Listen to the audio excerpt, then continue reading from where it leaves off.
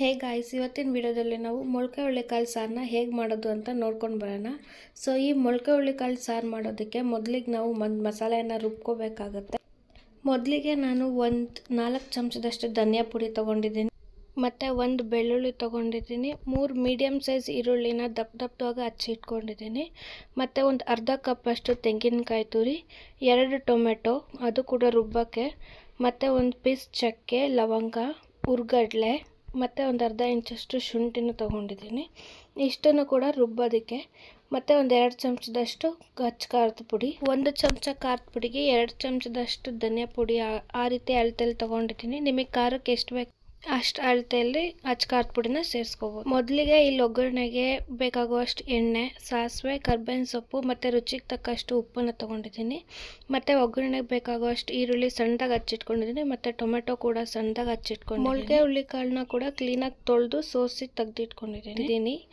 ಮತ್ತು ಬದನೆಕಾಯಿ ತೊಗೊಂಡಿದ್ದೀನಿ, 4 ಬದನೆಕಾಯಿ, ಮತ್ತು ಒಂದು 3 ಆಲೂಗೆಡ್ಡೆನ ಕ್ಲೀನಾಗಿ ತೊಳೆದು ನೀರಲ್ಲಿ ಹಾಕಿ ಇಟ್ಟಿದ್ದೀನಿ, ಇಲ್ಲಾಂದರೆ ಕಲರ್ ಬಂದುಬಿಡ್ತದೆ ಹಂಗೆ ಇಟ್ಟರೆ. ಸೊ ಇವಾಗ ಮಿಕ್ಸಿ ಜಾರ್ಗೆ ನಾನು ಆವಾಗಲೇ ಏನೇನು ತೋರಿಸಿದ್ನಲ್ಲ ಅಷ್ಟನ್ನು ಕೂಡ ಮಿಕ್ಸಿ ಜಾರ್ಗೆ ಹಾಕಿಬಿಟ್ಟು ನುಣ್ಣಗೆ ರುಬ್ಕೊಂಡು ಬರ್ತಾಯಿದ್ದೀನಿ. ಕ್ರೀಮ್ ಥರ ಆಗಬೇಕದು, ಅಷ್ಟು ನುಣ್ಣಗೆ ರುಬ್ಕೊಂಬರಬೇಕು. ಸೊ ಇವಾಗ ನೋಡ್ತಿರ್ಬೋದು ಅದೆಷ್ಟು ಕ್ಲೀನಾಗಿ ನುಣ್ಣಗೆ ರುಬ್ಬಿದೆ ಅಂತ.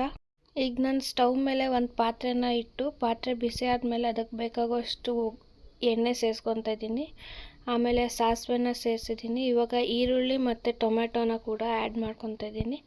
ಇದನ್ನು ಒಂದು ಸ್ವಲ್ಪ ಚೆನ್ನಾಗಿ ಕೈ ಆಡಿಸಿದ್ಮೇಲೆ ನಾವು ಇದಕ್ಕೆ ಕರ್ಬೇವಿನ ಸೊಪ್ಪು ಕೂಡ ಆ್ಯಡ್ ಮಾಡಿಕೊಂಡು ಅದು ಸ್ವಲ್ಪ ಹೊತ್ತು ಮಿಕ್ಸ್ ಮಾಡಬೇಕು. ನಂತರ ನಾವೇನು ತೊಳೆದು ಎತ್ತಿಟ್ಕೊಂಡಿರ್ತೀವಲ್ಲ ಮೊಳಕೆ ಹುರುಳಿಕಾಳು, ಅದನ್ನು ಕೂಡ ಆ್ಯಡ್ ಮಾಡಿ ಒಂದು ಸ್ವಲ್ಪ ಹೊತ್ತು ಹಸಿ ವಾಸನೆ ಹೋಗೋ ತನಕ ಚೆನ್ನಾಗಿ ಕೈ ಆಡಿಸ್ಬೇಕು. ಇವಾಗ ನಾವು ಹಚ್ಚಿಟ್ಕೊಂಡಿರೋಂಥ ಆಲೂಗೆಡ್ಡೆನ ಸೇರಿಸ್ತಾ ಇದ್ದೀವಿ. ನಾವು ಬದನೆಕಾಯಿನ ಇವಾಗಲೇ ಸೇರಿಸಲ್ಲ, ಇವಾಗಲೇ ನಾವು ವಿಶಿಲ್ ಹಾಕ್ಸೋದ್ರಿಂದ ಇವಾಗಲೇ ಸೇರಿಸಿದ್ರೆ ಬದನೆಕಾಯಿ ಪೂರ ಬೆಂದೋಗಿಬಿಡುತ್ತೆ. ಸೊ ಅದಕ್ಕೆ ಆಲೂಗೆಡ್ಡೆನ ಸೇರಿಸಿ ಅದು ಸ್ವಲ್ಪ ಹೊತ್ತು ಮಿಕ್ಸ್ ಮಾಡಿದ್ಮೇಲೆ ನಾವೇನು ರುಬ್ಬಿಟ್ಕೊಂಡಿರ್ತೀವಲ್ಲ ಆ ಮಸಾಲೆಯನ್ನು ಸೇರಿಸ್ತಾ ಇದ್ದೀವಿ.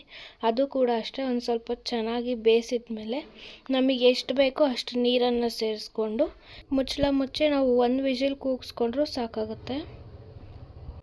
ನಾವು ಅದು ಆವಾಗಲೇ ಕುಕ್ಕರಲ್ಲಿ ಮಾಡಿದ ಕಾರಣ ಪ್ರೆಷರ್ ಎಲ್ಲ ರಿಲೀಸ್ ಆದಮೇಲೆ ಅದನ್ನು ಮತ್ತೆ ಇನ್ನೊಂದು ಪಾತ್ರೆಗೆ ಟ್ರಾನ್ಸ್ಫರ್ ಮಾಡಿಕೊಂಡು ಸಾರನ್ನ ಕುದಿಯೋಕೆ ಇಟ್ಕೊಂಡು ನಾವು ಇವಾಗ ಬದನೆಕಾಯಿನ ಸೇರಿಸಿ ಒಂದು 5 ರಿಂದ 10 ನಿಮಿಷ ಚೆನ್ನಾಗಿ ಕುದಿಸೋದ್ರಿಂದ ಸಾರು ರೆಡಿ ಆಗುತ್ತೆ. ಸೊ ಇಲ್ಲಿ ನೀವು ನೋಡ್ತಾ ಇರ್ಬೋದು ಅನ್ನದ ಜೊತೆ ಮುದ್ದೆ ಜೊತೆ ಒಳ್ಳೆ ಕಾಂಬಿನೇಷನ್ ಈ ಸಾಂಬಾರು. ಸೊ ನೀವು ಕೂಡ ಮನೇಲಿ ಒಂದ್ಸಲ ಟ್ರೈ ಮಾಡಿ ಹೇಗಿತ್ತು ಅಂತ ಕಮೆಂಟ್ ಮಾಡಿ ತಿಳಿಸಿ. Thank you.